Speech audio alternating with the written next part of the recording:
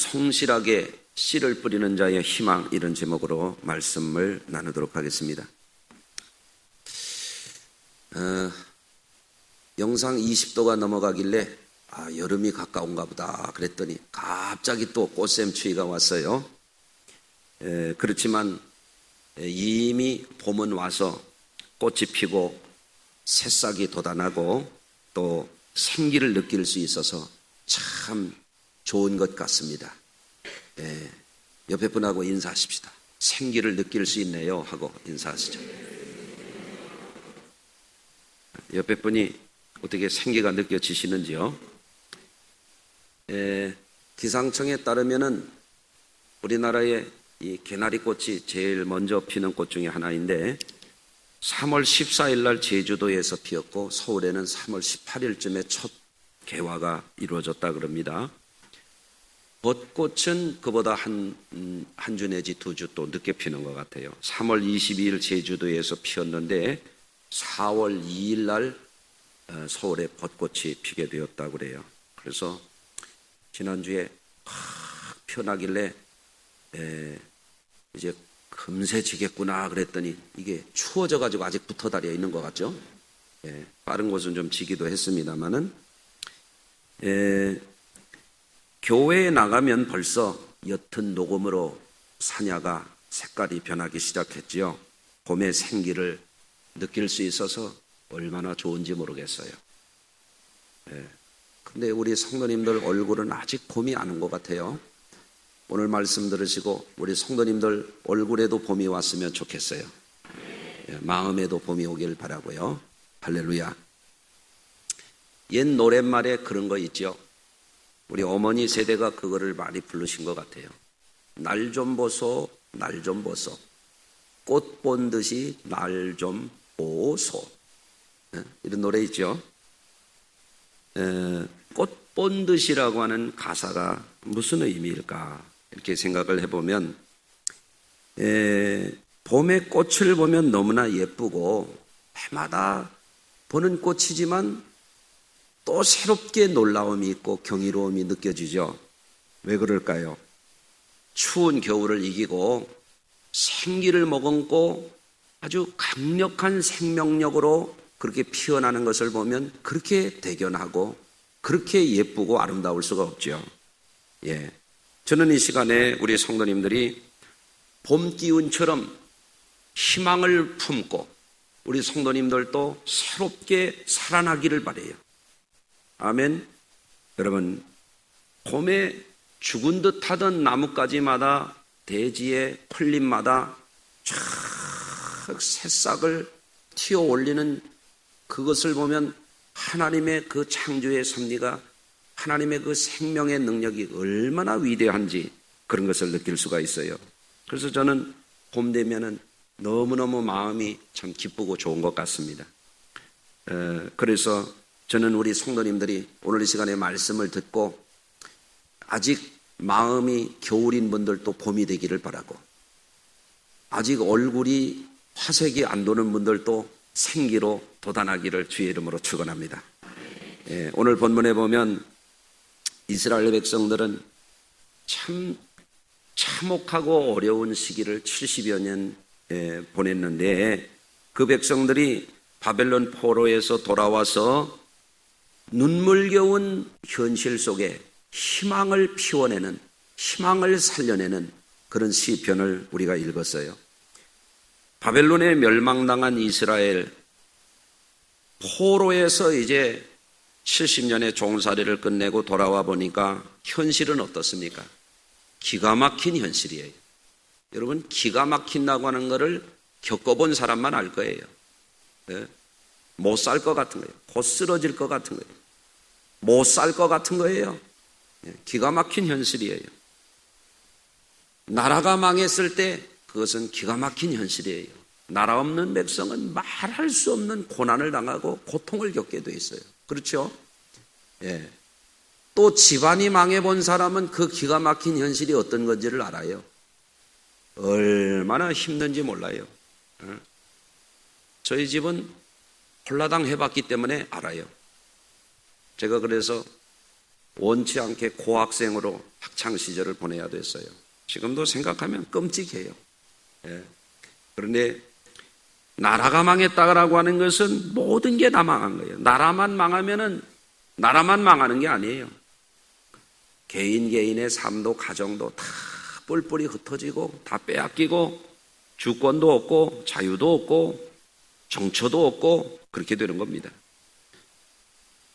그런데 그렇게 망했던 나라 백성들이 절망과 탄식과 압제와 착취와 고난 속에서 학대를 당하고 멸시를 당하고 천대를 당하고 피 흘림을 당하고 죽임을 당하고 끔찍한 그런 상황 속에 있다가 하나님이 바벨론의 왕을 특별히 감동하여 주셔서 그 백성들이 고향으로 돌아가서 이제는 무너진 성곽을 쌓고 성전을 다시 짓고 다시 살아갈 수 있는 희망의 때를 주셨어요.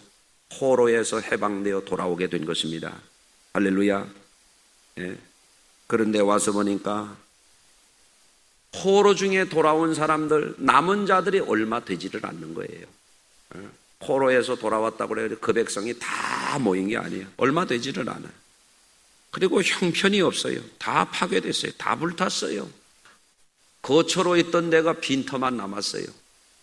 여러분, 비무장지대에 가보면 옛날에 우리나라 사람들 살던 곳에 풀만 우거져 있는 그런 곳을 보신 적이 있으실지 모르겠어요.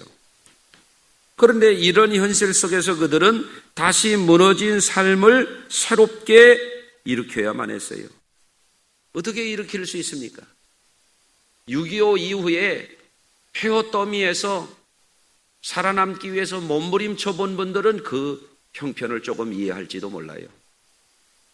일제의 수탈을 당했다가 불과 해방된 지 얼마 안 돼가지고 남북 간의 이념 대립에 의해서 서로 엄청난 전쟁을 치르고 다 파괴된 자리에서 살아가려고 하다 보니까 전후에 50년대, 60년대 얼마나 춥고 배고프고 서러운 시절을 우리 국민들이 겪어야 했습니다. 저도 전후 세대가 돼가지고 그런 것을 조금 맛보았잖아요. 네. 죽을 쏘 먹어야 되고 잡곡밥을 해 먹어야 되고 학교 다닐 때 선생님들이요 도시락 검사를 했어요. 잡곡을 싸우라고. 네. 요즘 엄마들 끔찍할 거야 아마. 어린 학생들에게 쥐꼬리 잘라오라고 그래서 쥐꼬리 잘라오라고.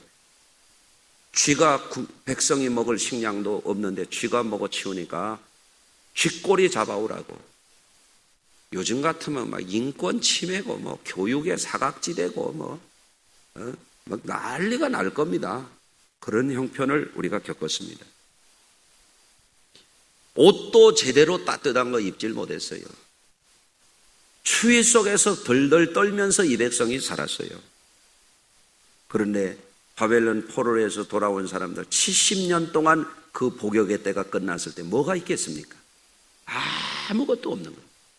그럼에도 불구하고 살아남아야 돼. 그럼에도 불구하고 삶의 터전을 닦아야 돼. 배부르게 먹을 양식도 없어요. 그런데 굶어 죽지 않으려면 그래도 허리띠 졸라매고라도 씨를 뿌리러 나가야 돼요. 네? 눈물로 씨를 뿌리러 나가는 자는 기쁨으로 단을 거두리로다. 울며 씨를 뿌리러 나가는 자는 기쁨으로 거두리로다. 이러면서 그들이 재기의 꿈을 키워가는 거예요. 기가 막힌 상황입니다. 오늘 본문에 보면 시인은 그들의 형편이 이렇게 어려운 형편이었지만 최선을 다할 때에 하나님께서 기쁨의 단을 거두게 하는 날을 회복시켜 줄 거라고 하는 것을 예언적으로 선포하고 있는 것이 오늘 본문의 시의 내용이에요. 여러분, 당시 이스라엘의 형편을 보면 그들은 하나님 앞에서 한때는 오랜 세월 동안 특별한 사랑을 받았던 민족이었잖아요. 그럼에도 불구하고 그들은 하나님께 불순종했어요. 하나님의 언약의 말씀을 우습게 여기고 우상과 음란에 빠져서 범죄한 나라가 되고 타락한 백성이 됐어요. 그때에 하나님은 아수르에 의해서 북이스라엘을 멸망시키시고 바벨론에 의해서 남유다를 멸망시키셨어요. 그들은 70년의 세월 동안 어떤 희망의 싹도 볼 수가 없었어요. 그들 힘으로 감히 그 나라를 회복할 거라고는 꿈도 꾸지 못했어요. 그렇지만 하나님은 그들을 긍휼히 여기시고 아브라함의 하나님, 이삭의 하나님, 야곱의 하나님은 그 백성을 다시 긍휼히 여겨주셨어요. 그래서 절망 가운데 있고 죄에 벌받던 그 백성들에게 하나님께서 기름 부어 쓰시는 느헤미야, 스룹바벨, 에스라, 여호수아, 에스더, 여호와사는 여기서 제사장 여호수아를 말하는 거예요. 다니엘, 스가랴, 학개 같은 하나님의 거룩한 종들, 하나님의 영에 감동된 자들을 통하여 다시금 희망을 불어넣기 시작하셨어요. 할렐루야. 예를 들면 하나님은 에스겔에게 환상을 보여주셨습니다. 에스겔이 보니까 골짜기에 마른 뼈다구가 가득합니다. 인자야, 네가 뭘 보느냐? 예, 마른 뼈다귀가 가득한 걸 보나이다. 인자야, 이 뼈들이 능히 살겠느냐? 주께서 아시나이다. 인자야, 이 뼈들에 대하여 대언하라. 뭐라고 말하리이까? 생기에게 대언하여 말하기를 이 생기에게 불어 들어가서 살아나라고 하라. 아멘. 네. 옆에 분 살겠나 한번 봐요. 살아나겠습니까? 따라서 하십시다. 인자야, 생기에 대언하여 살아나라 하라. 아멘. 네. 하나님께서 생기를 불어넣으시는. 그래서 에스겔이 하나님의 말씀을 따라서 생기가 그 마른 뼈다귀에게 들어가도록 대언을 했더니 마른 뼈다귀에 살가죽이 덮이고 근육이 살아나고 이 뼈 저 뼈가 들어맞고 크게 일어서는데 그게 군대더라. 그게 뭐냐면 이스라엘의 부흥에 대한 환상의 비전이에요. 아멘. 죽은 자가 살아나는 비전, 망한 자가 다시 사는 비전. 아멘. 절망에서 희망으로, 죽음에서 생명으로, 저주에서 축복으로 다시 부흥의 때가 오는 그런 비전이었어요. 여러분, 하나님께서 이러한 이스라엘을 회복시키시는 것을 보면은 두 가지 크게 이런 방식을 통해서 그들을 살려내는 것을 볼 수가 있어요. 첫째로는 얼마 전에 제가 스가랴 4장을 통해서 하나님께서 성전, 스룹바벨의 성전을 회복시키실 때 스가랴 선지자를 통하여 주신 말씀을 나눈 적이 있습니다.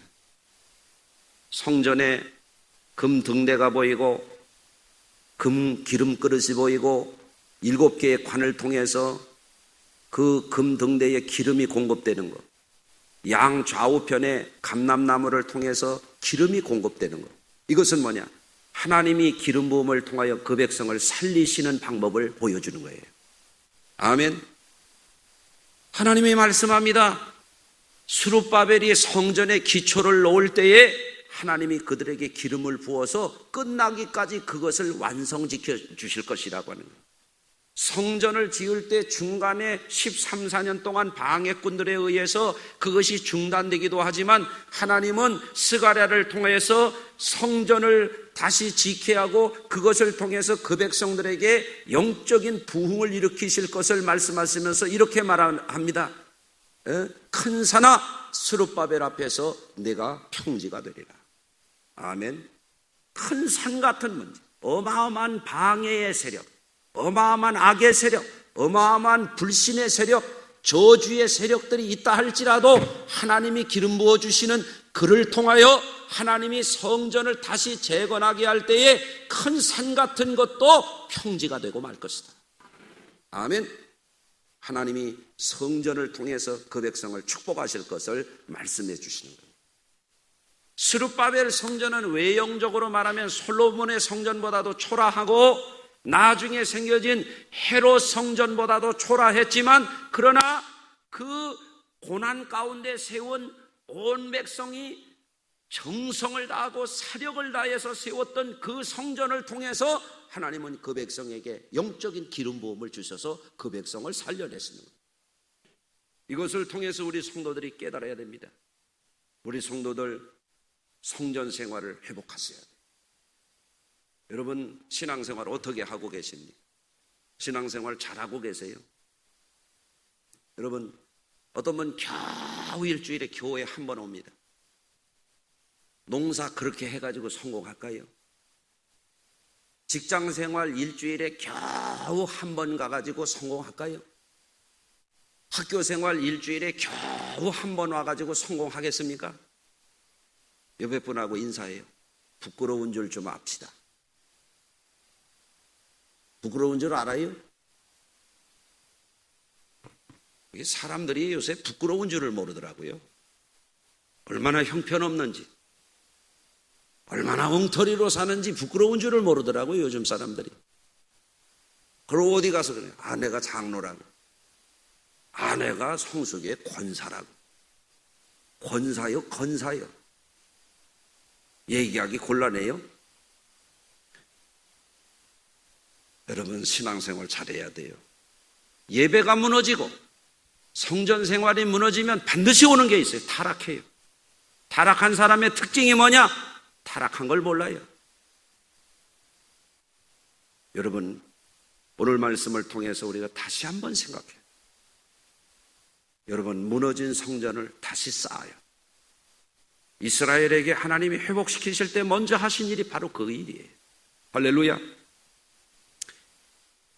두 번째, 멸망에서 구원받고 저주에서 구원받고 말할 수 없는 박해와 극한 슬픔 가운데서 구원하셔서 이제 이스라엘 백성들이 돌아와가지고 성전을 다시 수축하고 그들이 하는 말이 뭐예요?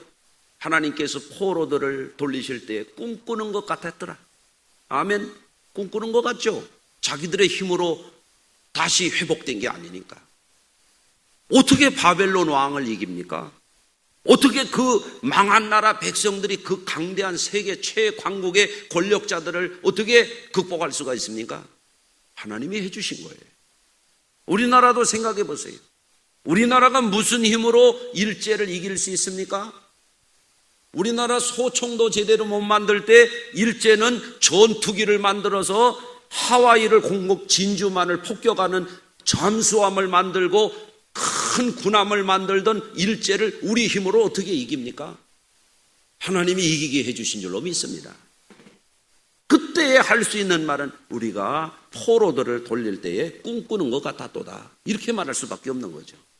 그런데 하나님께서 이루신 구원의 백성들, 하나님께서 회복시켜 주신 이 해방을 얻게 된 이 백성들이 이제는 기쁨이 없던 자가 기쁨이 생기고 희망이 없던 자가 희망이 생겼을 때 반드시 해야 될 또 하나의 하나님이 그 백성을 일으키는 방식이 있어요.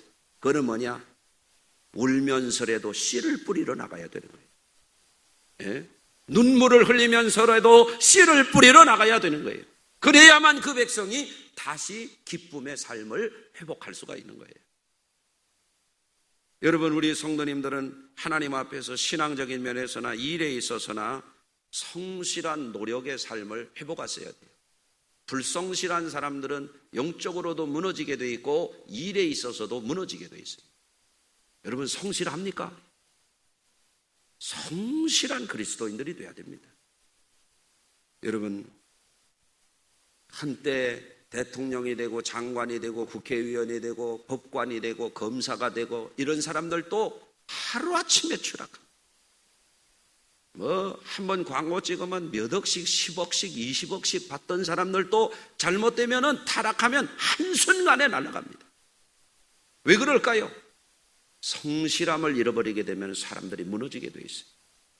배고플 때는 허리띠를 졸라매고 힘들 때는 주님 나 좀 살려달라고 하나님 앞에 겸손하게 기도하던 사람들이 교만하게 되고 불순종하게 되고 악에 치우치게 되고 그렇게 돼서 성실함을 잃어버리게 되면 하나님 앞에도 불순종하게 되고 사람들 앞에도 불순종하게 되고 스스로에게 성실하지 못한 사람이 되게 됩니다.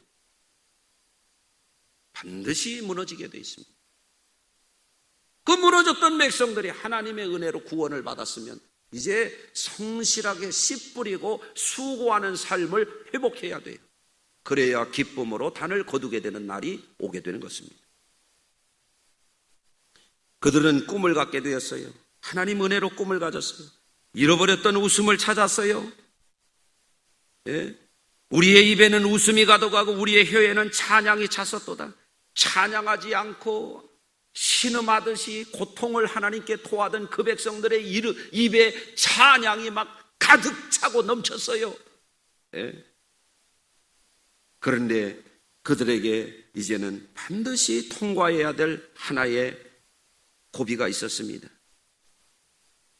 현실을 보니까, 정신 차리고 보니까 해방돼서 좋았는데 보니까 살아갈 길이 막막한 거예요. 예? 씨를 뿌리고 농사해서 가을에 추수를 해야 될 텐데 지금 당장 식량 걱정해야 될 상황이에요. 어린애들은 배가 고파다고 먹을 거를 달라고 울고 있어요. 그럼에도 불구하고 씨를 뿌리러 나가야 되는 상황이에요. 지난날 전후의 어려운 시기를 통과해 본 분들은 보릿고개를 아시잖아요. 그때 씨앗하기도 모자른 거야. 식량하기도 모자른 걸 가지고 나가서 씨를 뿌려야 돼. 어떤 사람은 씨 뿌릴 것까지 다 먹어가지고 남의 집에 가서 사정해서라도 씨를 뿌려야 모내기도 할 수 있고 보리도 거둘 수가 있는 거예요. 이런 상황이에요. 기가 막힌 현실이에요. 그들은 가난한 중에도 어려움을 무릅쓰고 씨를 뿌려야만 했습니다. 저는 시골에서 성장기를 보내면서 농사를 통하여 하나님께서 주시는 이 축복의 섭리를 배우게 되었어요. 목회 31년 하는 가운데 15년 동안 시골 목회를 했어요. 농부들의 삶을 가까이에서 보고 삶을 함께 나누면서 씨를 뿌리고 가꾸는 것이 얼마나 소중한 일인지를 배우게 되었습니다. 거기에서 배운 교훈은 이런 거예요. 첫째는 씨를 뿌린 대로 거두고 뿌린 만큼 거둔다는 거예요. 벼를 심어야 벼를 거두고 보리를 심어야 보리를 거두는 거예요. 콩 심은 데 콩 나고 팥 심은 데 팥 나는 거예요. 심지 않고 거둘 수가 없는 거예요. 많이 심어야 많이 거두는 거예요. 맞지요? 열심히 노력한 만큼 좋은 결과도 기대할 수가 있는 것입니다. 두 번째는 씨를 뿌리는 것도 중요하지만 성실하게 끝까지 거두어 드릴 때까지 성실하게 일해야 좋은 결과를 기쁨으로 누릴 수 있다고 하는 사실이에요. 여러분, 농사하는 사람이요, 씨 뿌려놓고 밭에 가보지도 않으면 어떻게 돼요? 농사 망합니다. 폐농합니다. 예? 농사하는 사람이 뭐 심어놓고 일주일 만에 논에 가보면 어떻게 될까요? 다 말라 죽어요. 그러면 교회 일주일 만에 오시는 거예요? 한 달 만에 오시는 거예요? 신앙생활 그렇게 해도 성공할까요? 그래도 신앙생활 잘하고 있다고 생각이 드시나요? 한번 생각을 해봐야 돼요. 예? 과수원하는 사람이 꽃 폈는데 한 달 만에 과수원에 올라가면 열매 딸 수 있을까요? 여러분 한번 생각해 봐야 돼요. 여러분, 직장 생활하는 분들은 열심히 일해가지고 한 달 살고, 농사하는 분들 열심히 농사해가지고 1년 사는데, 신앙생활이라고 하는 것은 한 달 살고 1년 사는 게 아니잖아요. 영원히 잘 되자고 하는 거잖아요. 이게 뭐예요? 인생 농사입니다. 인생 농사. 따라서 하시죠. 신앙생활은 인생 농사다. 농사를 그렇게 해도 되는가 말이죠. 농사가 풀도 안 뽑고 병해충도 안 잡고 물도 안 대주고 가꾸지도 않고 지주목도 안 세우고 농사가 되겠는가 말이에요. 내 인생 농사 지금 잘 되고 있는가 한번 돌아볼 필요가 있지요. 어떻습니까? 갈라디아서 6장 7절입니다. 스스로 속이지 말라. 하나님은 업신여김을 받지 아니하나니 사람이 무엇으로 심든지 그대로 거두리라. 어떻게 느껴지시나요? 어떤 분은 철렁하고 이런 말씀이 좀 들리하는데, 예? 여러분, 예컨대 이런 거예요. 누구나 사랑받고 싶습니다. 여러분, 사랑받고 싶죠? 솔직히 말해보세요. 사랑받고 싶죠? 어떻게 해야 사랑받는지 알려드릴게요. 심어야 거두는 거예요. 어떻게 심을까요? 사랑받게 해야 사랑받는 거예요. 아멘. 여러분, 어떤 이들은 심지 않고 거두려고 합니다. 어떤 이들은 가꾸지 않고 거두려고 합니다. 그거는 기대난망이에요. 안 되는 겁니다. 어떤 분들이 대접받고 싶어 합니다. 어떻게 해야 대접받을까요? 대접해야 자기도 대접받는 거예요. 제 말이 아닙니다. 마태복음 7장 12절. 그러므로 무엇이든지 남에게 대접을 받고자 하는 대로 너희도 남을 대접하라. 이것이 율법이요 선지자니라. 아멘. 사람들은 축복받고 싶어 합니다. 그런데 알아야 됩니다. 축복이라는 것도 축복받게 해야 축복받는 거예요. 아멘. 심지 않고 거두려고 하지 마세요. 창세기 27장 4절입니다. 내가 즐기는 별미를 만들어 내게로 가져와서 먹게 하여 내가 죽기 전에 내 마음껏 내게 축복하게 하라. 아멘. 이삭이 야곱에게 한 말입니다. 축복받게 해야 축복받는 거예요. 사랑받게 해야 사랑받는 거예요. 대접받게 해야 대접받는 거예요. 구원받게 해야 구원받는 거예요. 심은 대로 거두는 것입니다. 여러분, 그렇기 때문에 신앙생활은 장난스럽게 하면 안 돼요. 신앙생활은 고상한 취미가 아니에요. 신앙생활은 여기저기 구경 다니는 것하고 달라요. 신앙생활은 공들여야 되는 겁니다. 성실하게 일해야 되는 겁니다. 신앙은 일 중의 일입니다. 내 인생의 농사일입니다. 내 인생의 승리가 내가 씨 뿌리고 가꾸고 거두도록 공을 들여야 내게 하나님이 주시는 구원의 열매, 축복의 열매, 하늘의 상급의 열매가 내 것이 되는 것입니다. 그때에 우리가 기쁨으로 거두게 되는 것입니다. 누가 눈물을 흘리며 씨 뿌리는 사람입니까? 어려움 속에서도 미래 비전을 보는 사람이 어려움 속에서도 씨를 뿌리는 겁니다. 어떤 사람 말합니다. 어려워서 교회 못 나가요. 어려울수록 미래를 봐야 믿음의 씨를 뿌리는 거예요. 피곤해서 기도를 못해요. 피곤하니까 기도하는 사람이 있고 피곤하다고 기도 못하는 사람이 있어요. 여러분, 피곤하지 않은 사람 없어요. 죽은 사람이 안 피곤하지 다 피곤해요. 아멘은 천국 가서 하실라나 보다. 피곤해도 기도하는 거예요. 피곤하지 않은 사람이 요새 유치원생도 피곤하다고 그러는데, 여러분, 슬플 때에 기쁨의 미래를 바라보는 사람이 씨를 뿌리는 겁니다. 슬프지만 기쁨으로 거둘 날을 바라보면서 씨를 뿌리러 나가는 거죠. 미래를 보는 사람이에요. 미래에 대한 확신이 있는 사람이 씨를 뿌리는 겁니다. 심으면 거둔다. 심으면 30배 거두고 100배 거둔다. 믿음이 있는 사람이에요. 믿음이 있어야 예배도 잘 드리고, 믿음이 있어야 여러분들 기도도 잘하고, 믿음이 있어야 봉사도 잘하고, 믿음이 있어야 직분도 제대로 감당하고, 그렇게 되는 거예요. 그러므로 이 봄에 우리 성도님들은 자신의 삶을 한번 되돌아보시기를 바라요. 나는 눈물을 흘리면서 씨 뿌리는 사람인가? 씨를 뿌리면 반드시 좋은 결과를 거둘 수 있을 것입니다. 요즘에도 벌써 부지런한 분들은 하다못해 화분에라도 상추씨를 심잖아요. 그러면 심으면 먹는 거야. 그렇죠? 어떤 분은 옥상에라도 벌써 심잖아요. 옥상에 심은 집들이 있죠? 그분들은 조금 있으면 이제 맛있게 쌈장에 싸서 잡수실 겁니다. 심으면 거두는 겁니다. 어떤 분들은 벌써 토마토 심은 분들이 있죠? 맛있게 드실 겁니다. 오이 심은 분들도 있을 겁니다. 심어야 됩니다. 여러분, 한때 세계 최고의 기업을 일군 제너럴 일렉트로닉스의 잭 웰치 회장이 자기의 자서전에서 그런 말을 했어요. 이분이 어려서 장난기가 심하고 개구졌나 봐요. 그리고 공부를 못했대요. 여러분 잘 들으세요. 공부 못해도 회장이 된대요.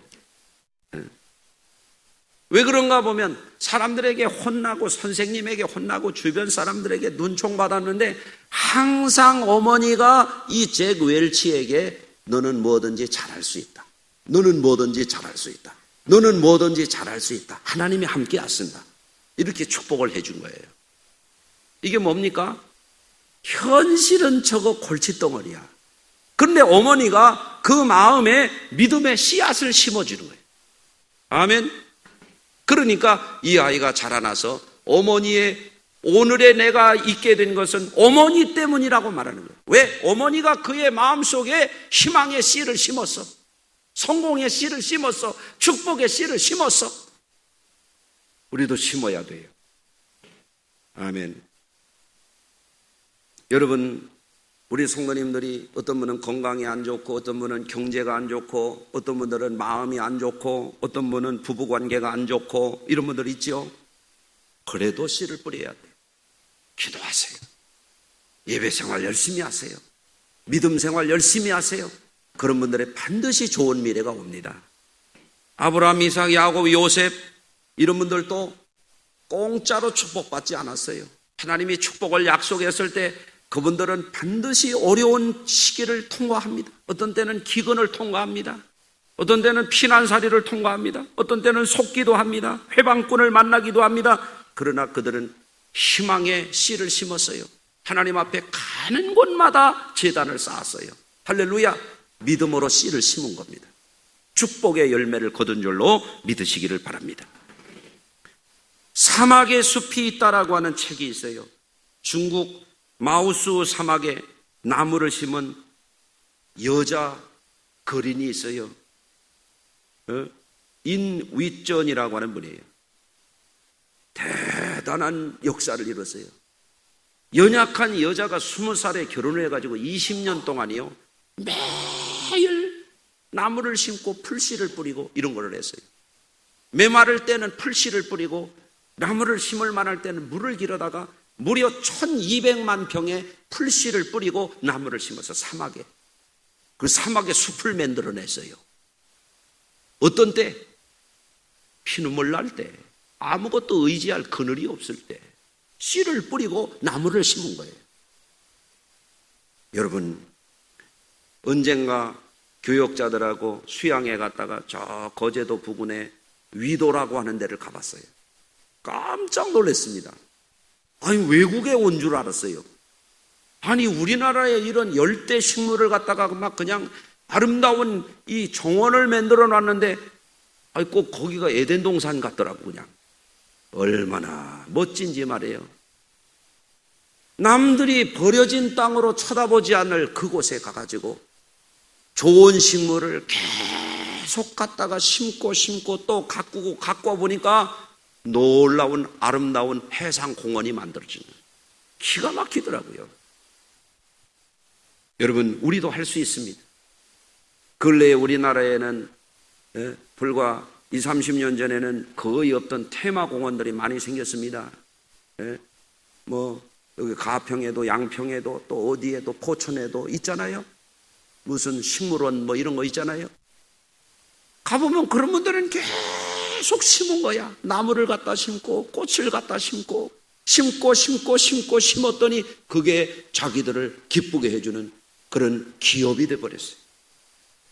심는 자에게 기쁨이 오게 돼 있어요. 아멘. 지난주에 어떤 목사님을 만났어요. 어떤 분이 어느 분야에 성공했어요. 열심히 일했어요. 그래서 삶의 결과가 뭔가 봤더니 결국에는 집 하나 크게 짓고 죽더래요. 심기는 심되 우리 성도들은 무엇을 위하여 심는지를 또 생각해야 돼요. 갈라디아서 6장 8절입니다. 자기 육체를 위하여 심는 자는 육체로부터 썩어질 것을 거두고 성령을 위하여 심는 자는 성령으로부터 영생을 거두리라. 우리가 선을 행하되 낙심하지 말지니 포기하지 아니하면 때가 이름에 거두리라. 아멘. 무엇을 위하여 심을 것인가? 심되. 여러분, 우리는 먹고 살기 위하여 보리도 심고 벼도 심고 콩도 심고 과목도 심어야 되겠지만 우리는 그것만 심는 게 아니에요.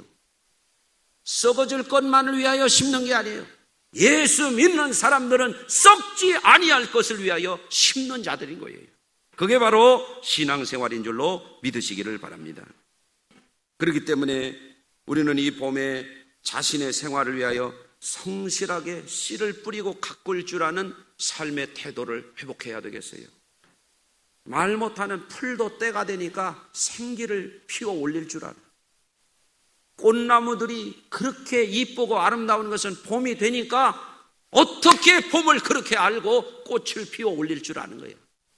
이제 열매도 맺게 될 겁니다. 우리 성도들도 그렇게 해야 될 줄로 믿습니다. 여러분, 그러기 위해서는 우리가 안일함을 버려야 돼요. 그럭저럭 해서는 안 돼요. 열심히 살아야 돼요. 믿음 생활도 열심히 해야 돼요. 말씀도 눈 개심치레 뜨고 대충 듣지 말고 좀 열심히 들어요. 아멘, 아멘 하면서 좀 들으세요. 아멘이 가뭄에 콩나듯이 해가지고 말이에요. 신앙생활을 할 때 절대 소망을 가져야 돼요. 절대 소망. 눈물을 흘리면서도 씨를 뿌렸던 그분들처럼 우리는 희망을 가져야 됩니다. 씨를 뿌릴 때 수고하는 걸 두려워하지만 수고하는 자가 행복할 권리가 있는 자들이에요. 아멘. 좋은 결과를 믿음으로 바라보고 우리 성도님들이 이제부터 이 봄에 더 활력 있게 생활하시길 바랍니다. 네. 우리 성도님들 활력이 있으세요. 생기가 넘쳐나야 돼요. 네. 옷도 이제 오늘 가글랑 칙칙한 색깔 다 벗어버리고 얼굴 화장도 거무스레 한 거 그런 거 하지 말고 전설의 고향 화장하지 말고 좀 밝게 말이에요. 아멘. 네. 사람 만나면 좀 밝게 좀 인사도 하고 뭐 크레물린처럼 하고 나타나지 말고 말이에요. 네. 아멘. 네. 좋은 결과를 바라보고 봄의 생기같이 봄의 꽃처럼 밝게 피어나는 우리 교회와 성도들 다 되시기를 주의 이름으로 축원합니다. 기도하겠습니다.